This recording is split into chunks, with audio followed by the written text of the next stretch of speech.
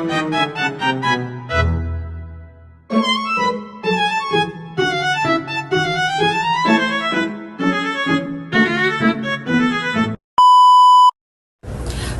kalian tahu nggak sih tahun 2000-an itu hampir semua orang punya HP Nokia. Serius deh, tahun 2000-an itu Nokia itu sebagai raja ponsel. Nah, bener banget, Rin. Nokia itu jadi hampir di seluruh dunia itu 40% ya menguasai itu ya. Contohnya seperti Nokia ini, apa sih, lupa aku tuh. Nokia ikonik yang Nokia 3310 tuh.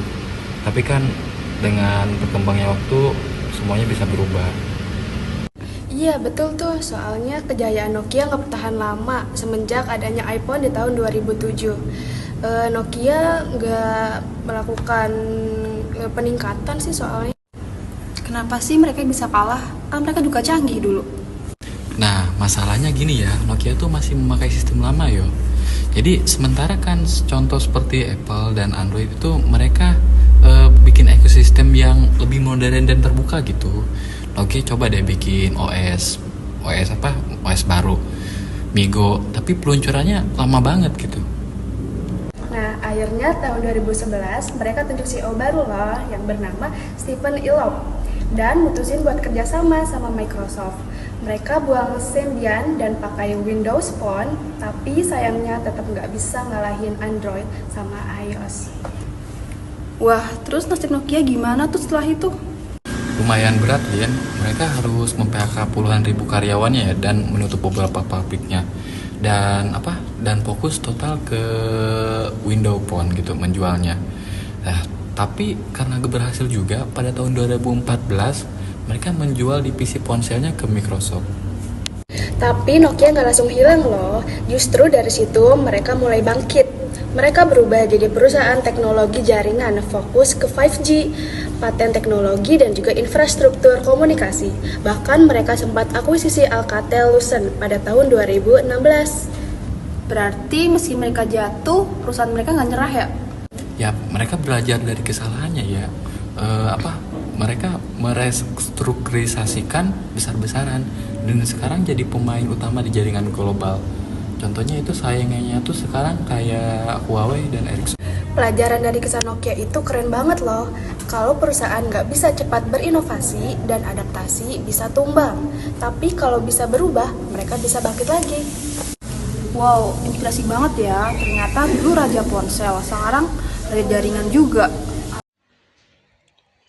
Dan berikut merupakan referensi dari jurnal yang berjudul Perubahan dan Pengembangan Organisasi Sudut Pandang Manajemen Organisasi, yang dimana penulisnya Lukman Hakim dan Muhammad Sujudi, Universitas Teknologi Surabaya.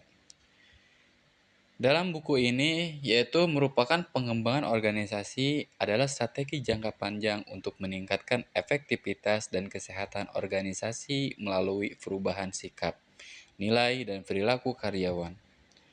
Nah, prosesnya yaitu mencakup model perubahan seperti Lewin dan sistem, serta dipengaruhi oleh faktor internal, struktur, budaya, SDM. Dan eksternalnya yaitu teknologi, pasar, dan regulasi. Nah, untuk penolakan terhadap perubahan dapat diatasi dengan komunikasi, partisipasi, dan dukungan manajemen.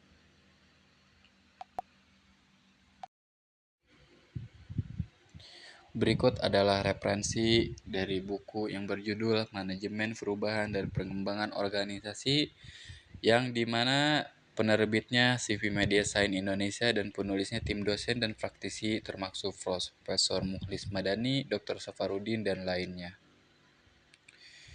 Dalam buku ini yaitu merupakan kumpulan tulisan dari berbagai akademisi dan praktisi yang membahas secara komprehensif konsep, teori, strategi, sehingga praktik dalam mengelola perubahan organisasi.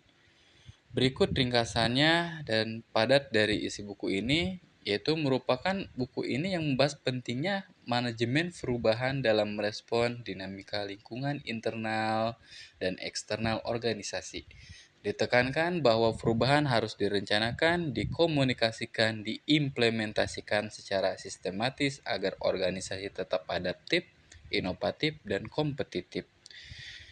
Nah, dalam buku ini berdiri dalam 15 bab yang mencakup konsep dasar manajemen perubahan, teori organisasi, dan dinamika dan strategi perubahan, pendekatan berbasis data, dan kepemimpinan transformasi dan konflik, budaya perubahan berkelanjutan, inovasi partisipasi pegawai, etika dan akuntabilitas, dan lainnya. Nah, dalam buku ini ya, itu merupakan buku yang cocok gitu untuk kita pelajari, jadikan referensi gitu untuk perubahannya dan kemajuannya sebuah organisasi.